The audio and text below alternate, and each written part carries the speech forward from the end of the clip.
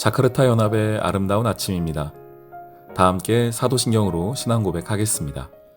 전능하사 천지를 만드신 하나님 아버지를 내가 믿사오며 그 외아들 우리 주 예수 그리스도를 믿사오니 이는 성령으로 잉태하사 동정녀 마리아에게 나시고 본디오 빌라도에게 고난을 받으사 십자가에 못 박혀 죽으시고 장사한 지 사흘 만에 죽은 자 가운데서 다시 살아나시며 하늘에 오르사 전능하신 하나님 우편에 앉아 계시다가 저리로서 산자와 죽은 자를 심판하러 오시리라. 성령을 믿사오며 거룩한 공회와 성도가 서로 교통하는 것과 죄를 사하여 주시는 것과 몸이 다시 사는 것과 영원히 사는 것을 믿사옵나이다. 아멘. 제40장. 여호와께서 또 요백에 일러 말씀하시되 트집 잡는 자가 전능자와 다투겠느냐? 하나님을 탓하는 자는 대답할지니라. 욥이 여호와께 대답하여 이르되 보소서, 나는 비쳐나오니 무엇을 주께 대답하리이까? 손으로 내 입을 가릴 뿐이로소이다. 내가 한번 말하여 싸운 적 다시는 더 대답하지 아니하겠나이다. 그때 여호와께서 폭풍우 가운데서 욥에게 일러 말씀하시되 너는 대장부처럼 허리를 묶고 내가 네게 묻겠으니 내게 대답할지니라. 네가 내 공의를 부인하려느냐? 네 의를 세우려고 나를 악하다 하겠느냐? 네가 하나님처럼 능력이 있느냐? 하나님처럼 천둥소리를 내겠느냐? 너는 위엄과 존귀로 단장하며 영광과 영화를 입을지니라. 너희 넘치는 노를 비우고 교만한 자를 발견하여 모두 낮추되 모든 교만한 자를 발견하여 낮아지게 하며 악인을 그들의 처소에서 짓밟을지니라. 그들을 함께 진토에 묻고 그들의 얼굴을 싸서 은밀한 곳에 둘지니라. 그리하면 네 오른손이 너를 구원할 수 있다고 내가 인정하리라. 이제 소같이 풀을 먹는 배의 못을 볼지어다. 내가 너를 지은 것 같이 그것도 지었느니라. 그것의 힘은 허리에 있고 그 뚝심은 배의 힘줄에 있고 그것이 꼬리치는 것은 백향목이 흔들리는 것 같고 그 넙죽다리 힘줄은 서로 얽혀 있으며 그 뼈는 못관 같고 그 뼈대는 쇠막대기 같으니 그것은 하나님이 만드신 것 중에 으뜸이라. 그것을 지으신 이가 자기의 칼을 가져오기를 바라노라. 모든 들짐승들이 뛰노는 산은 그것을 위하여 먹이를 내느니라. 그것이 연잎 아래에나 갈대 그늘에서나 늪 속에 엎드리니 연잎 그늘이 덮으며 시내버들이 그를 감싸는도다. 강물이 소용돌이 칠지라도 그것이 놀라지 않고 요단 강물이 쏟아져 그 입으로 들어가도 태어나니 그것이 눈을 뜨고 있을 때 누가 능히 잡을 수 있겠으며 갈고리로 그것의 코를 꿰일 수 있겠느냐?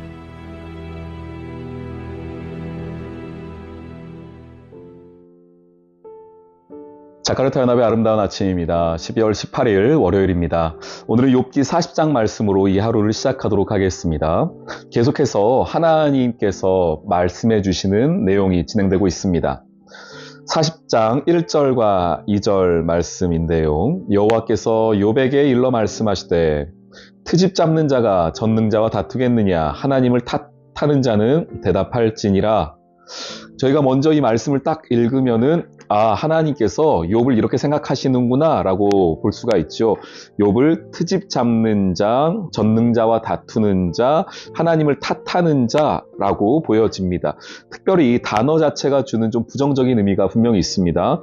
트집 잡다, 다투다, 탓하다 라는 것이 절대 긍정적인 말은 아닙니다. 그래서 하나님이 지금 욥에 관하여서 이렇게 생각하고 계시는구나 라고 우리가 이 말씀을 볼 것 같은데요. 원문을 좀 정확히 찾아보니까 이 트집 잡다라는 것 그리고 뒤에 나오는 탓하다라는 것은 우리가 생각하는 그런 부정적인 단어로 쓰인 경우는 거의 없고요. 실제적으로 본다면은 어떤 사실에 관하여서 논쟁하다라는 뜻에 좀 더 가깝습니다. 그래서 이 트집이라는 것, 탓하다라는 것은 전혀 그렇지 않은데 자기 뜻을 굽히기, 뜻을 전달하기 위하여서 다른 사람을 깎아내리거나 하는 것을 우리가 트집 잡다, 탓하다라고 말하는 그런 부정적인 의미가 있죠. 그런데 먼저 여기서 트집 잡다, 탓하다라는 말은 그렇게 부정적으로 쓰이지가 않는 것을 보게 됩니다. 또 하나, 다투다라는 의미 역시 마찬가지인데 이것은 법정에서 서로 변론하며 주고받는 그 논리적 싸움 있지 않습니까? 그것을 이 다투다라는 말로 보고 있습니다. 그래서 먼저 2절을 우리가 잘 이해해야 하는 것은 이 이야기가 욥에 관하여서 하나님이 부정적으로 말씀하신 것이 아니다라는 겁니다. 욥에 대하여서 네가 트집 잡는 사람이다, 탓하는 사람이다, 하나님과 다투는 사람이다라고 말한 것이 아니라 이 원문을 좀 더 살펴본다면 이렇게 하나님 말씀하신 거예요. 지금 나하고 논쟁하는 사람이 어디 있느냐? 나하고 함께 이야기할 사람이 어디 있느냐라고 보시는 것이 조금 더 정확하겠습니다. 게다가 여기 말씀은 1절과 2절이 바로 이어져 있으니까요. 욥에게 일러 말씀하실 때 이러이러한 사람이 대답해라 라고 말하니 욥 네가 그런 사람이다 라고 보여지는데 이 2절 말씀이 거의 독립되어 있습니다. 무슨 이야기냐? 이게 2인칭으로 욥 당신, 네가 이야기해라. 너는 트집 잡는 사람이다. 다투는 사람이다. 탓하는 사람. 너 대답해봐라. 이렇게 원문이 쓰여 있지 않고요. 원문을 보니까는 누군가를 딱 가르치는 게 아니에요. 누군가를 특정하지 않습니다. 그냥 일반적인 서술을 하신 거예요. 하나님께서. 사람들과 논쟁하고 또 말하기를 좋아하고 서로 의견을 주고받는 상황이 있는데 이 문제도 한번 이야기해봐라. 이렇게 하는 겁니다. 그래서 이 1절과 2절을 보면서 하나님이 욥을 좀 부정적으로 생각하고 계시는구나 라고 하시면 이 본문이 조금 이해가 안 될 겁니다. 오히려 정확한 것은 뭐냐? 하나님께서 욥을 부정적으로 여기시는 게 아니고 이렇게 물어보시는 거죠. 야, 세상 사람들이 말하는 거 좋아한다던데 세상 사람들이 법정에서 이야기하고 논쟁하는 거 좋아한다는데 이 이야기, 지금까지 너의 삶에 관한 이야기도 한번 이야기해보는 게 어떻겠냐라고 그냥 일반적인 질문을 하신 거라는 겁니다. 그래서 욥에 관하여서 어떤 부정적으로 말씀하신 것은 아니다라는 것을 먼저 말씀을 드리고요. 그럼에도 불구하고 욥이 여호와께 말합니다. 보소서 나는 비천하오니 무엇이라 주께 대답하리이까? 손으로 내 입을 가릴 뿐입니다. 하나님 저 할 말 없다는 겁니다. 세상 사람들 또한 저 역시 논쟁하는 거 좋아하긴 하는데 하나님 제가 지금 하나님께 드릴 말씀이 아무것도 없습니다. 그 앞에 38장 39장에서 뭘 하나님 말씀하셨죠? 창조에 관하여서 생명에 관하여서 그 주권이 누구에게 있는가에 관하여서 말씀하셨죠. 그 얘기를 듣고서 지금 욥이 하나님께 말하는 것은 하나님 저 할 말 없습니다. 예요. 그런데 하나님이 계속 말씀하십니다. 8절부터 보시면 네가 내 공의를 부인하려느냐 너의 의를 세우려고 나를 악해다 하겠느냐 하나님처럼 능력이 있느냐 천둥소리 내냐 위엄과 존귀가 있냐 네가 누군가를 낮출 수 있느냐 누군가를 처음 짓밟을 수 있느냐 너와 진토처럼 그들의 은밀한 곳에 두며 너의 오른손이 구원할 수 있느냐 이 하나하나가 사람들이 원하는 능력이거든요. 사람들이 삶을 살아가면서 얻고 싶은 힘이기도 합니다. 공의를 세우고 또한 하나님처럼 어떤 능력을 갖고 싶어하는 위엄과 존귀, 영광과 영화를 얻고 싶어하는 사람들의 모습인데 사람으로서 그런 거 네가 하나라도 할 수 있냐? 라고 하나님 물어보시는 거예요. 못하죠. 사람이 이런 것들을 절대 할 수가 없습니다. 그런데 하나님이 여기서 끝이지 않고 15절에 보면은 베헤못이라고 나오는 동물이 있습니다. 이 말씀을 보셔서 알겠지만은 아마 이 베헤못은 많은 학자들이 하마를 가리키는 게 아니겠느냐라고 이야기합니다. 그 모습이나 그 힘이나 이런 것들을 보았을 때에 하마를 이야기하는 것 같아요. 그래서 이 40장에서 매우 중요하게 나오는 것은 이 베헤못인데요. 하마라고 말씀드리겠습니다. 앞으로는요. 이 하마, 베헤못인데 왜 하나님이 갑자기 베헤못 이야기를 꺼내셨을까요? 그 앞에서 하나님이 너 이러이러한 거 할 수 있느냐? 또 사람들이 이러이러한 거 원한다고 좋아한다고 하는데 그렇게 너희가 살 수 있느냐? 사람이 그렇게 할 수 없죠. 못합니다. 라고 했더니 하나님 말씀하시는 겁니다. 자, 저 하마 한번 봐봐라. 하마 얼마나 힘이 세냐? 얼마나 능력 있냐? 얼마나 많은 것들을 하마 스스로 할 수 있느냐? 그런데 이 하마를 보시면 이 하마 역시도 내가 만든 거다라는 거예요. 하나님께서 먼저 말씀하시는 것은 이 하마, 가장 힘이 있어 보이는 이 하마도 내가 만들었다. 그러면 나 하나님은 얼마나 더 능력이 있겠느냐라고 말씀하고 있는 겁니다. 또 하나 19절 한번 보십시오. 그것은 하나님이 만드신 것 중에 으뜸이라. 우리가 알고 있는 것과 조금 다르게 말씀하시네요. 우리가 하나님께서 만드신 것 중에 으뜸은 뭐라고 생각합니까? 사람 아니겠습니까? 인간 아닙니까? 그런데 하나님이 만드신 것 중에 으뜸이 하마다라고 말씀하고 계십니다. 그 얘기는 뭡니까? 인간이 이 하마에 비하여도 연약하고 부족한 것이 인간의 삶이다라는 겁니다. 인간의 한계가 명확하다는 겁니다.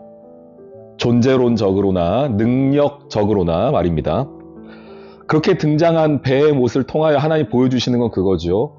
네가 그렇게 논리적으로 얘기하고 네가 그렇게 지혜 있다고 얘기하고 힘이 있다고 이야기하는데 정작 이 베헤못만도 못한, 하마만도 못한 존재 아니냐. 그래서 인간의 연약함을 하나님이 가르쳐 주시는 겁니다. 그리고 하나님과 인간 사이에다가 베헤못을 딱 위치시키시면서 하나님과 인간 사이의 그 능력의 거리가 얼마나 먼가를 보여주시는 것이죠.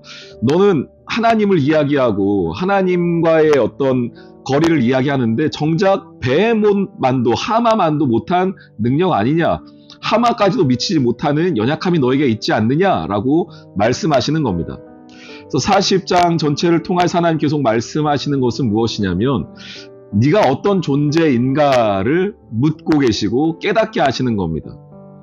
어떤 힘으로 살아가냐, 어떤 능력으로 살아가냐 이 정도 지금 얘기하는 것이 아니고 너의 존재 자체를 지금 네가 못 깨닫고 있다는 것을 말하는 것이죠. 이건 욥을 향한 이야기이기도 하고 저와 여러분을 향한 이야기이기도 합니다. 하나님께서 하나님의 사람들이 이 땅을 살아갈 때에 원하시는 것이 있다고 저는 믿습니다. 태도의 문제인데 어떤 태도냐?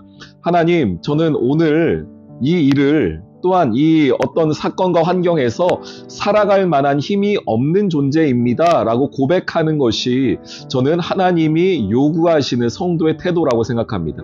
내가 누구인지를 아는 거거든요. 내가 어떤 존재인지를 깨닫는 겁니다. 오늘 새롭게 시작하는 이번 한 주 우리 사랑하는 성도님들, 내가 어떤 존재인지를 잊지 않는 여러분 되었으면 좋겠습니다. 연약하고요, 하마만도 못한 그런 연약함이 우리에게 있지만 그러나 그런 우리를 하나님께서 불쌍히 여기셔서 오늘 하루도 승리케 하실 것을 기대합니다. 이번 한 주도 승리하십시오. 아멘. 오늘의 기도. 하나님, 비교할 수 없는 하나님의 능력을 묵상합니다. 하마의 힘과도 이 세상의 모든 지혜와도 비교할 수 없는 하나님이 나의 아버지이심에 감사드립니다. 그 하나님 앞에서 아무 말 할 수 없는 존재이지만 이 연약함이 곧 능력임을 깨닫는 오늘 하루가 되게 해주세요. 예수님의 이름으로 기도합니다.